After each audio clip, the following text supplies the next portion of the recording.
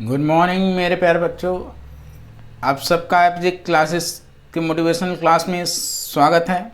मैं हूं सूरज। आप सबको जैसा कि पता है हम सब हर रविवार को मोटिवेशन की क्लास प्रोवाइड करते हैं आप सबको, जो कि मोटिवेशन की क्लास आपके जीवन की दिशा और दशा को बदलने वाली है। तो ऐसी ही पुस्तक हम लोग पढ़ते हैं हर रविवार को। हमने पहली पुस्तक पढ़ा था सफलता के सात सूत्र साधन, वो भी आप सबको बहुत पसंद आई, इसके लिए बहुत बहुत आभारी हूँ। आप सब लोगों ने लाइक किया। अब हम दूसरी पुस्तक पढ़ रहे हैं जिसका नाम है परीक्षा में अधिकतम अंक कैसे प्राप्त करें या कैसे पाएं। तो वो पुस्तक हम लोग पढ़ रहे हैं। इसका हमने पहले लेक्चर कंप्लीट कर लिया हमने। आज हम लेक्चर नंबर 2 पढ़ेंगे। उसके आगे जहाँ तक हमने वो पहले वीडियो में पढ़ा था आज हम उसी के आगे पढ़ने वाले हैं। तो आप सबको यदि ये बातें पसंद आए तो आप सब उसको अपने जीवन में धारण करें और खुद तो अपनाएं ही, साथ में दूसरों को भी सजेस्ट करें कि ये वीडियो देखें, जिससे वो अगर किसी भी दलदल की स्थिति में फंसे हो तो उससे उबर आएँ, उनकी मन स्थिति और परिस्थिति में बदलाव हो। देखिए, परिस्थिति हमारी तभी बदलेगी जब हमारी मन स्थिति बदलेगी। तो परिस्थिति तो बदलती इतनी आसान से नहीं, लेकिन हम अपनी मन स्थिति को क्या कर लें, बदल लें। तो आप सबका जितने भी व्यूअर्स हैं, जितने भी एपीजे क्लासेस के व्यूअर्स हैं, उन सभी को मैं पुनः एक बार उन सभी का एपीजे क्लास में स्वागत करता हूं। तो चलिए हम लोग देखते हैं आगे। जहां तक हमने पढ़ा था पहले लेक्चर में, उसके आगे हमारा जो अगला टॉपिक है उन्नति में सहयोगी सकारात्मक चिंतन। क्या नाम है? उन्नति में सहयोगी सकारात्मक चिंतन, पॉजिटिव अप्रोच। क्या है? Positive approach helps to prosper. आगे हम पढ़ते हैं तो नकारात्मक चिंतन उन्नति में बाधक है। यदि हमारा चिंतन यानी जो हम जिस चीज़ पर हमेशा विचार करते हैं, यानी अगर हमारा चिंतन नकारात्मक है तो उन्नति में बाधक है। अपना दृष्टिकोण सदा सकारात्मक रखें। तो हमें अपना दृष्टिकोण नज़रिया हमेशा क्या रखना चाहिए? सकारात्मक। नकारात्मक भाव को तुरंत बदल दीजिए। सकारात्मक दृष्टिकोण विकसित करने के लिए नकारात्मक चिंतन को हटाना उपाय नहीं है। क्या नहीं सोचना, इस पर चिंतन करते रहें तो चिंतन नहीं हटेगा। नकारात्मक हटाने के बजाय सकारात्मक सोचने लगी, यानी नकारात्मक ऐसे हटेगा नहीं, नकारात्मक के बजाय हम सकारात्मक सोचने लगे तो नकारात्मक अपने आप हट जाएगा। तो स्वयं हट जाए। एक युवक किसी संत के पास अपनी समस्याओं के समाधान के लिए मंत्र पूछने गया। यानी एक युवक, ठीक है, एक युवक किसी संत के पास अपनी समस्याओं के समाधान के लिए मंत्र पूछने गया। गुरु ने कहा ऐसा कोई मंत्र नहीं है कि तुम्हारी नकारात्मकता को दूर किया जा सके, लेकिन तुम सकारात्मक चिंतन करने लगो, तुम्हारी नकारात्मकता स्वयं क्या हो जाए? दूर। अब गुरु ने कहा ऐसा कोई मंत्र ही नहीं है कि तुम्हारी नकारात्मकता को हम दूर कर पाएं। बहुत आग्रह करने पर उसने मंत्र बता दिया, लेकिन कहा कि इस मंत्र के जप के साथ शर्त यह है कि उस दौरान बंदर का ध्यान नहीं करना है। उसने बता दिया कि बंदर का ध्यान नहीं करना है। अब उसे बड़ी परेशानी हुई। जब मंत्र जप करता तो बंदर का ध्यान तुरंत होने लगता। नकारात्मक चिंतन को दूर करने का उपाय यह है कि आप सकारात्मक विचारों और भावों को लाएं, प्रेरणाप्रद हो, जो आशा और स्फूर्ति जगाए। ऐसे विचार हमें अपने भीतर लाना। मनुष्य का मस्तिष्क एक बार में एक ही चिंतन करता है, यानी एक बार में वो एक ही चिंतन करता। आप चाहे तो उसे सकारात्मक चिंतन में लगा सकते हैं अथवा उसे नकारात्मक में लगा सकते। एक साथ दोनों नहीं कर सकता। ये या तो सकारात्मक करेगा या तो नकारात्मक। यदि हम चाहे तो उसे सकारात्मक बना सकते हैं या तो नकारात्मक में लगा सकते हैं। यदि बंदर को याद नहीं करना है तो बंदर को हटाने का प्रयास मत कीजिए। अन्य किसी आकर्षक वस्तु या प्रिय व्यक्ति के बारे में सोचने लगे तो बंदर का ध्यान स्वयं क्या हो जाएगा? घट जाएगा। निरंतर सकारात्मक चिंतन करते रहने से सकारात्मक विचारों की बहुलता हो जाएगी, क्योंकि प्रकृति का नियम है कि सकारात्मक सदैव नकारात्मक पर शासन करता रहता है। ठीक है, तो ये प्रकृति का नियम है कि हमारे जो सकारात्मक विचार होते हैं वो नकारात्मक विचारों पर क्या करते हैं? शासन करता है। ये आप सबको पता है कि देखिए, विचारों से ही हमारा भविष्य बनता है, तय होता है। कि अगर हमारे विचार ही नकारात्मक स्तर के तो वो हमारी उन्नति में बहुत ही बाधक हो। यदि हम सकारात्मक दृष्टिकोण के हैं तो हमारी उन्नति में बाधाएं आती हैं, लेकिन हम उसको उस तरह से नहीं लेते हैं जिस तरह से नकारात्मक दृष्टिकोण वाला व्यक्ति लेता है। तो इस बात का हम ध्यान रखें कि हमें अगर हमारे भीतर नकारात्मक विचार है तो उसको हम फेंक तो हो सकते हैं नहीं, लेकिन उसकी बजाय हम सकारात्मक विचारों को ग्रहण करना शुरू कर दें, जिससे नकारात्मक विचार अपने आप स्वयं हट जाएगा। ठीक है, आगे दूसरा है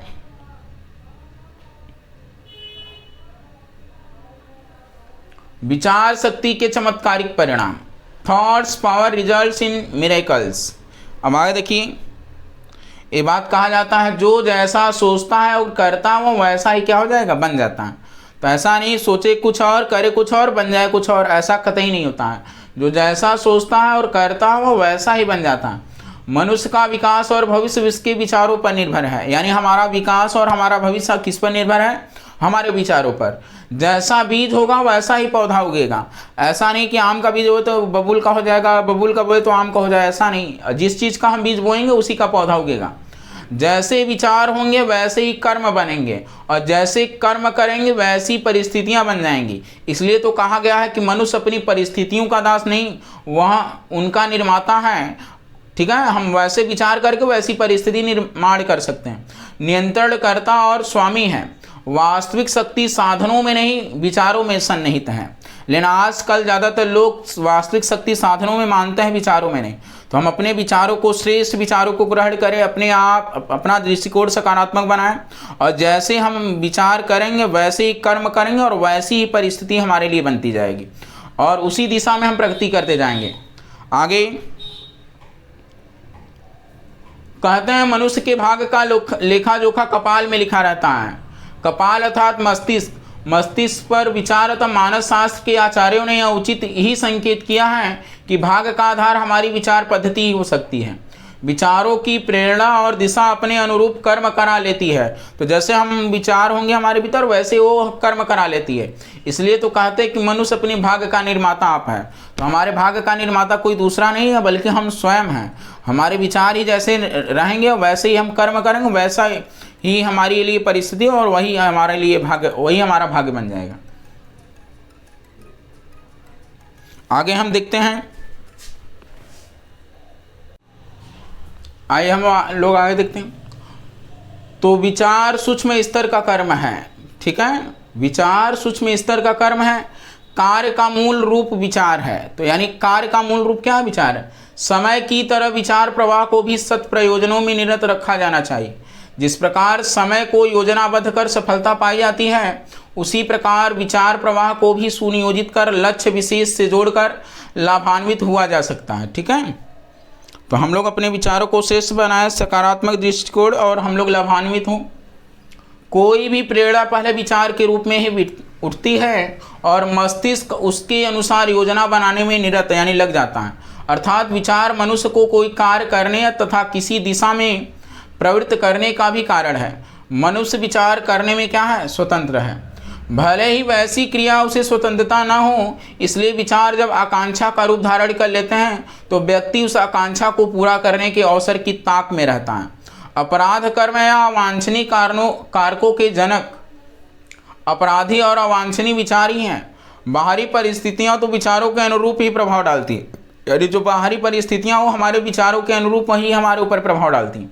अतः किसी दुष्कर्म का कलंक छुटाने के लिए यह नहीं कहा जा सकता कि वह आकस्मिक या परिस्थितिवश हुआ। वस्तुतः उसकी जड़ हमारे विचारों में, हमारे चिंतन में अनौचित्य के रूप में पहले ही जम चुकी थी।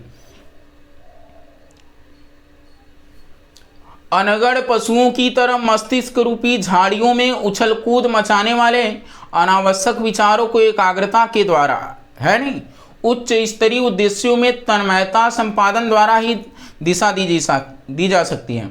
इस प्रकार समीक्षा करने पर हम पाते हैं कि विचार संयम के दो भाग हैं। एक है निग्रह, बिखराव को समेटकर एक दिशा में लगा देना। ठीक है ना, तो हमें एकाग्रता लाना पड़ेगा। यानी जो हमारा जो मस्तिष्क कई विचारों पर विचार करता है तो उसको हमें समेट कर एक दिशा में लगा देना। एकाग्रता संपादन भी उसी में आता है। दूसरा है विचारों को निकृष्ट चिंतन से हटाकर सदुद्देश्यों में नियोजित कर देना। यानी फालतू के विचारों से हटा करके जो अच्छे उद्देश्यों में नियोजित कर देना। आगे, अपने कर्मों में उत्कृष्टता को मुखरित होने देना। विचारों का संयम ही इंद्रिय, वाणी, समय, अर्थ के असंयमों, शक्ति अपव्यय का मूल कारण होता। विचारों से काट एक बहुत बड़ा पुरुषार्थ है, यानी विचार को विचार ही काटेगा। इसलिए अनिवार्य है कि कुविचारों को सद्विचारों से काटने का महाभारत अहर्निश जारी रखा जाए। कुविचार यानी बुरे विचार और असंस्कृत विचार ही मनुष्य के सबसे बड़े शत्रु। हमारा कोई इंसान शत्रु नहीं होता, बल्कि हमारे कुविचार और असंस्कृत विचार ही हमारे सबसे बड़े दुश्मन हैं, और वे ही पतन के गर्त में गिराने तथा प्रगति के पथ में अवरोध उत्पन्न करने के कारण हैं। वे तभी तक ठहरते हैं जब तक कि उनका प्रबल प्रतिरोध नहीं होता। श्रेष्ठ विचारों को चिंतन क्षेत्र में स्थान मिले और उन्हें कार्यान्वित होने के अवसर मिलते रहे तो कोई कारण नहीं कि वे हमारे गुण, कर्म और स्वभाव में सम्मिलित न हो जाए और उज्जवल भविष्य के निर्माण में महत्वपूर्ण भूमिका प्रस्तुत न करें। कहीं से भी किसी प्रकार से भी जीवन का श्रेष्ठ समुन्नत बनाने वाले सुलझे हुए उत्कृष्ट विचारों को मस्तिष्क में भरने का साधन जुटाना चाहिए। स्वाध्याय से, सत्संग से, मनन से, चिंतन से जैसे भी बन पड़े वैसे यह प्रयत्न करना चाहिए कि हमारा मस्तिष्क उच्च विचारधारा में निमग्न रहे। यदि इस प्रकार के विचारों में मन लगने लगे तो उनकी उपयोगिता समझ पड़ने लगे, उनको अपनाते हुए आनंद का अनुभव होने लगे, तो समझना चाहिए कि आधी मंजिल हमने क्या कर ली है, पार कर ली गई, यानी हमारे द्वारा आधी मंजिल पार कर ली गई। आगे, हमें कड़ाई के साथ अपने विचार संस्थान की गुण, कर्म, स्वभाव की परख करनी चाहिए। ठीक है ना, जैसे हम कोई सामान लेने, घड़ा लेने जाते तो बजा कर चेक करते हैं, परख करते हैं अच्छा है या नहीं, तो ऐसे हमें अपने गुण, कर्म, स्वभाव की भी परख करनी चाहिए। यह क्रम आत्मचिंतन के लिए एक नियत निर्धारित समय पर नित्य ही चलाना चाहिए। असत्य, छल, निष्ठुरता, व्यभिचार, बेईमानी आदि असामयिक अपराधों पर ही नहीं, आलस्य, प्रमाद, आवेश, असहिष्णुता, कटु भाषा यानी ऐसा मधुर वाणी में न बोलना, अशिष्टता, अधीरता, चिंता, निराशा, कायरता आदि व्यक्तिगत दुर्गुणों पर भी नजर रखना चाहिए। ये सब गुण हमारे भीतर नहीं होना चाहिए। आलस्य ना हो, प्रमाद ना हो, आवेश ना हो, असहिष्णुता ना हमारे भीतर सहिष्णुता हो, कटु भाषण ना हो, अशिष्टता ना हो, अधीर, ये सब गुण हमारे भीतर ये दुर्गुण हैं, नजर रखनी चाहिए इन पर चाहिए, और उन्हें हटाकर प्रतिपक्षी सद्विचारों, सद्भावनाओं को मनुभूमि में प्रतिष्ठापित करने का वैसा ही प्रयत्न करना चाहिए जैसे चतुर किसान अपने सबसे अच्छे खेत में सबसे अच्छा बीज बोकर सबसे अच्छी फसल उगाने का लाभ क्या करता है, प्राप्त। उसी प्रकार हम लोग भी अपने मन में अच्छे अच्छे विचारों को बो करके अच्छी फसल प्राप्त कर सकते। विचार निर्माण में सहायता करने वाले सत्य साहित्य का क्रमबद्ध स्वाध्याय यानी अच्छे अच्छे साहित्य को पढ़ना चाहिए जो श्रेष्ठ विचारों का निर्माण करने में सहायक होते हैं। इस प्रयोजन के लिए नितांत आवश्यक है कि सद्विचार संपन्न, चरित्रवान, उत्कृष्ट गतिविधियों में संलग्न व्यक्तियों का सत्संग भी सहायक सिद्ध होता है। यानी लोग जाते हैं प्रवचन सुनने, सत्संग में जाते हैं, आपके विचार आपके जीवन पर तो महान प्रभाव छोड़ते ही हैं, परंतु दूसरों पर, आपसे संपर्क में आने वाले पर तथा आसपास के वातावरण में भी अपना प्रभाव क्या करते हैं, छोड़ते हैं। तो जैसे हमारे विचारों यानी हमारे व्यवहार का भी दूसरों के ऊपर अच्छा छवि बनाता है। ठीक है, अगर हमारा विचार नकारात्मक रहे तो नकारात्मक छवि बनेगा, और सकारात्मक रहे तो सकारात्मक। विचारों के अनुरूप ही प्रत्येक व्यक्ति के इर्द गिर्द उसका अपना विशिष्ट वातावरण बना रहता है, इसलिए जो व्यक्ति उसके संपर्क में आता है वह उसके उद्देश्य में अवश्य ही भागीदार हो जाता। आपके विचार आपके व्यक्तित्व से, आपके हाव भाव से, व्यवहार से, आपके मुख की आभा और कांति से क्या होते हैं, झलकते रहते हैं। ठीक है, तो जो बातें न समझ आए आप लोग जरूर कमेंट करिएगा। विचारों का प्रभाव छूत के रोगों के समान होता है। वे रोग जिन्हें हम संक्रामक कहते हैं, जो एक व्यक्ति से दूसरे व्यक्ति में भी फैल जाता है, इसलिए विचारों को भी संक्रामक कहा गया कि अगर हमारे भी अच्छे विचार होंगे और हमारे संपर्क में जितने लोग आएंगे तो हमारे विचार जो रहेंगे उसके भी विचार वैसे बन जाएंगे।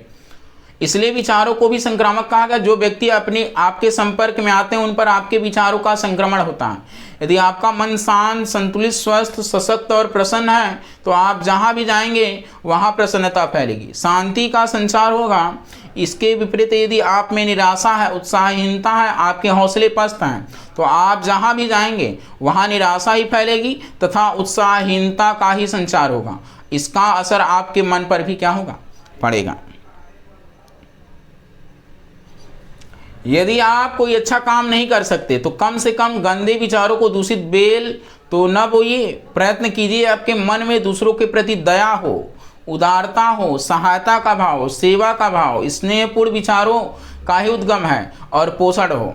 किसी के मन को दुर्बल मत बनाइए, यानी किसी के मन को कमजोर मत बनाइए, किसी के मन को निष्क्रिय मत बनाइए, किसी को दीनहीन मत बनाइए, न उसके प्रति ऐसे विचार अपने मन में आने दीजिए।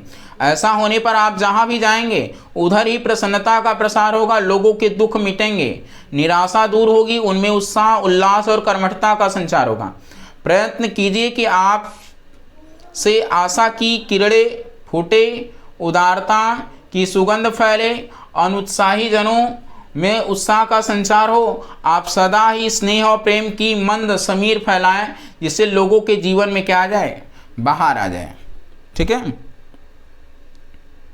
आज हम लोग बहुत ही, जो एक विद्यार्थी के लिए खास तौर से, वैसे सभी के लिए जरूरी है, खास तौर से हमने बताया कि जो कॉम्पिटिटिव एग्जाम की तैयारी कर रहे हैं, बोर्ड एग्जाम की तैयारी कर रहे हैं, किसी भी एग्जाम की या तो हमारे जीवन की परीक्षा, उन सारी परीक्षाओं को पास करने में ये विचार बहुत ही हमारे मददगार होंगे। ठीक है। आगे जो अगला बहुत ही महत्वपूर्ण है,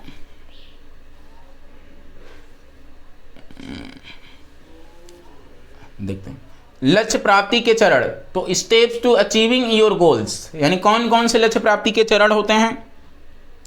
तो पहला तो हमें अपना लक्ष्य क्लियर होना चाहिए, हमें अपनी मांग स्पष्ट होनी चाहिए। यदि आपकी मांग स्पष्ट नहीं है तो प्रकृति की शक्तियां आपकी मांग पूरी नहीं कर सकती। हम क्या चाहते हैं अपने जीवन में, अगर जो हम चाहते हैं अगर हमारा स्पष्ट है तो प्रकृति भी हमारी मदद करेगी उस चीज़ को पूरा करने में। अगर हमें पता ही नहीं है कि हमें क्या चाहिए जीवन में तो प्रकृति भी हमारी सहायता नहीं। यदि आपकी मांग आधी अधूरी और अस्पष्ट हुई तो परिणाम भी मिलने जुले होंगे। सबसे पहले आप स्पष्ट निश्चय कीजिए कि वास्तव में आप पाना क्या चाहते हैं। यह विश्वास रखिए कि आप जो चाहेंगे वह मिलेगा। आप कुछ भी बन सकते हैं, कुछ भी कर सकते हैं। यदि आपकी मांग स्पष्ट है और आप लक्ष्य के प्रति दृढ़ है तो समझिए सफलता का पहला सोपान चढ़ लिए। आजकल तो कुछ लोग, आज किसी अच्छे डांसर को देख ले तो डांसर, कभी तो पुलिस, तो कभी दरोगा, तो कभी IAS, तो कभी का और यानी रोज सपने बदलते रहते हैं। वो एक चीज़ पर टिके नहीं रहते हैं। अगर हम रोज अपने सपने को बदल रहे हैं, एक चीज़ पर स्थिर नहीं है, तो आज कुछ बनना चाह रहे हैं, कल वकील बनना चाह रहे हैं, परसों कुछ और बनना चाह रहे हैं, दिन प्रतिदिन बदल रहा है, तो ऐसे प्रकृति भी हमारी मदद करने वाली। हमें अपना लक्ष्य स्पष्ट होना चाहिए। ठीक है। आगे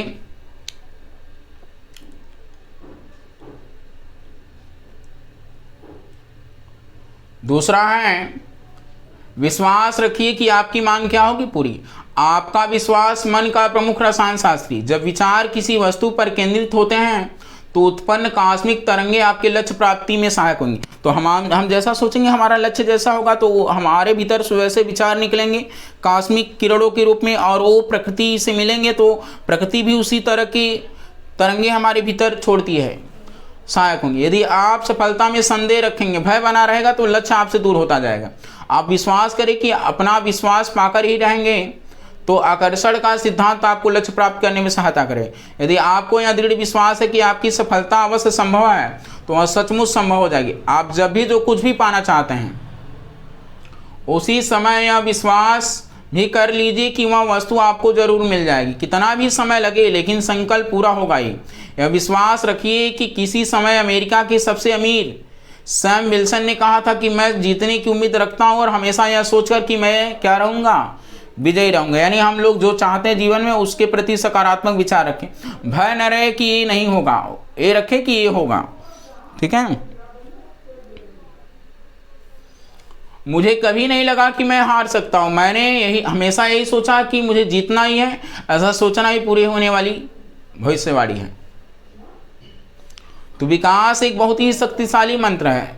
आज सेल्फ कॉन्फिडेंस नहीं रहेगा तो नहीं, हमें विश्वास रखना है। चिकित्सा शास्त्र में चिकित्सक अपनी नकली दवा पर विश्वास जमा कर मरीज को राहत महसूस करा देते हैं, यानी विश्वास दिलाकर मरीजों का डॉक्टर के ऊपर विश्वास हो, भले वो नकली दवा दे देंगे लेकिन वो सही हो जाएगा। दृढ़, और इसे प्लेसेबो इफेक्ट कहते हैं। दृढ़ इच्छा शक्ति से अपने लक्ष्य को प्राप्त किया जा सकता है।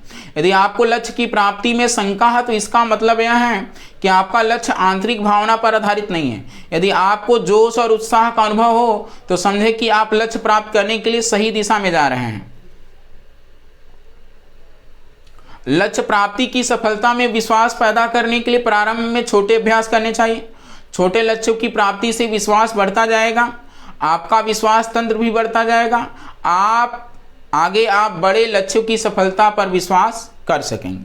ठीक है, तो कितनी अच्छी अच्छी बातें हैं। अगला हम पढ़ते हैं, मान लीजिए आपका लक्ष्य प्राप्त हो गया। आपको जो भी लक्ष्य हो, कल्पना में मान लीजिए कि हमने वो क्या कर लिया है, कर लिया, वह पूरा हो गया है और उस लक्ष्य की प्राप्ति पर आपको आनंद मिलना चाहिए था, वह मिल रहा है। कल्पना स्पष्ट सुखद होनी चाहिए, तभी परिणाम अधिक अच्छे होंगे। और चेतन मन शब्दों को नहीं, चित्रों की भाषा समझता है। आपकी सोच और भावनाएं जितनी मजबूत होंगी उतनी ही शक्ति से आकर्षण का सिद्धांत काम करेगा और कल्पना को सत्य में बदल पाएंगे। लक्ष्य प्राप्ति की कल्पना करने से चेहरा खिल उठेगा, ऐसा लगे कि हमने तो उस चीज को जो बनना चाहते तो बन गए हैं। सकारात्मक हो जाएंगी। इससे लक्ष्य प्राप्त करने की प्रक्रिया तेज और क्या हो जाएगी, आसान। आगे हम देखते हैं, और चेतन मन की शक्ति का प्रयोग करें। चेतन मन में 10% शक्ति है और शेष 90% शक्ति हमारे कहाँ होती है, अचेतन मन में। ठीक है, तो चेतन मन में 10 और शेष 90% शक्ति अचेतन मन में।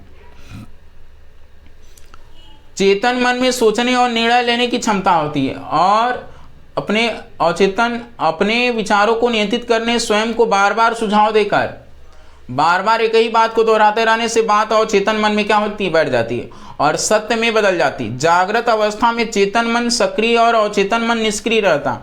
नींद में अचेतन मन सक्रिय होता है। जब हम नींद में होते हैं तो हमारा अचेतन मन सक्रिय होता है और चेतन क्या हो जाता है, निष्क्रिय। इन दोनों अवस्थाओं के मध्य एक अल्फा अवस्था होती है जिसमें दोनों सक्रिय होते हैं। उस समय चेतन मन अचेतन को संदेश देता है और चेतन उसे मानने लगता है और आदेश का पालन करने लगता है। आप अल्फा अवस्था में और चेतन मन को जो संदेश देते हैं वह अवश्य पूरे हैं। तो आप जो चाहते हैं वैसा ही संदेश अल्फा अवस्था में और चेतन मन को देने का क्या करें, अभ्यास करें। ठीक है, तो जैसे हम एक अल्फा अवस्था होती है जिसमें हमारी हम जो चाहते हैं वो चेतन मन हमारा और चेतन मन को क्या देता है, संदेश देता है। रात्रि में सोने से पहले सुबह जगने के बाद हम अल्फा अवस्था में प्राकृतिक रूप से होते हैं। रात्रि में सोने के बाद सुबह उठने के बाद अभ्यास करके भी अल्पावस्था प्राप्त कर सकते। शांत होकर बैठे, आनंद बंद करके दोनों भावों के मध्य स्थित आज्ञा चक्र यानी यहाँ पर ध्यान लगाएं। कुछ मिनटों में ही आप अल्फा अवस्था में होंगे। जब आप जो पाना चाहते हैं उसे पूरा होते अनुभव करें और संकल्प को गहराई से मन ही मन दोहराएं। यह भी बोले कि आप लक्ष्य कब तक पा लेंगे और उसके लिए क्या प्रयास करेंगे। इस प्रक्रिया को दिन में 1-2 बार दोहरा लें और चेतन मन केवल उन्हीं आदेशों का पालन करता है जिनमें भावना जुड़ी होती। तो देखिए एक विचार है, असफलता यह सिद्ध करती है कि सफलता का प्रयास पूरे मन से। असफलता अगर मिल भी जा रही तो ये मत सोचिए कि बहुत कुछ हमने खो दिया है, बल्कि पता चलता है कि हमने जो सफलता के लिए प्रयास किया था वो पूरे मन से नहीं किया, आधे अधूरे से।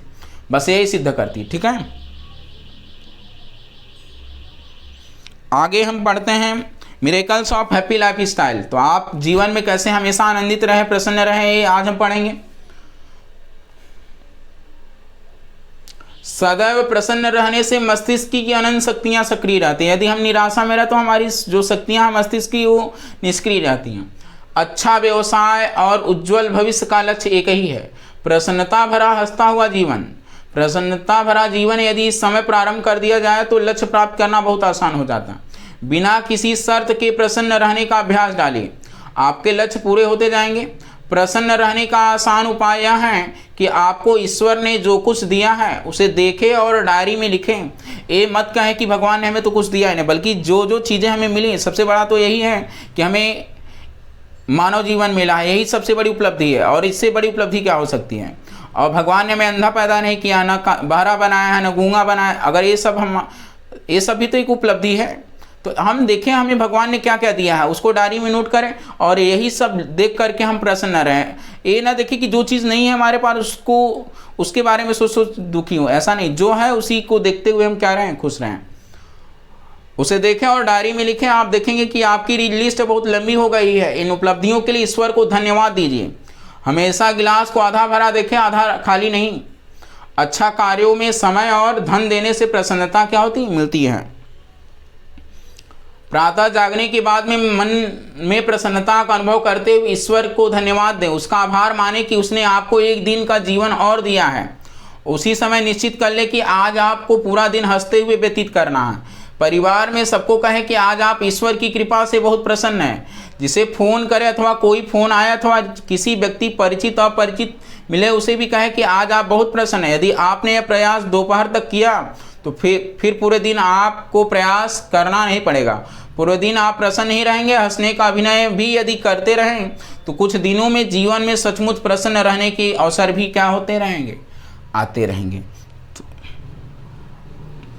तो आगे हम लोग अगले लेक्चर में जो हम लोग पढ़ेंगे परीक्षा में अधिकतम अंक लाने के तरीके पढ़ेंगे, जो कि हम लोग पढ़ भी रहे हैं। पुस्तक भी वही है कि परीक्षा में अधिकतम अंक कैसे पाएं, और उसके हम तरीके भी बताएंगे किस तरह से आप किसी भी एग्ज़ाम में अधिकतम अंक ला सकते हैं। तो ये तरीका हम लोग पढ़ेंगे।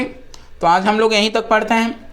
तो आप सबको अगर अच्छा लग रहा हो, ये पुस्तक आप सबको समझ में आ रहा तो ज़रूर शेयर किया करिए, कमेंट किया करिए, जिससे हमें भी पता चले कि हमारी बातें आपको समझ में आ रही। अगर ना आया करे तो आप लोग ज़रूर कमेंट करें, इसको हम पुनः बताने का प्रयास करें। तो जैसे कि मैंने बता दिया, इसको हम अगले वीडियो में कंप्लीट करेंगे। तो आज के लिए इतना ही।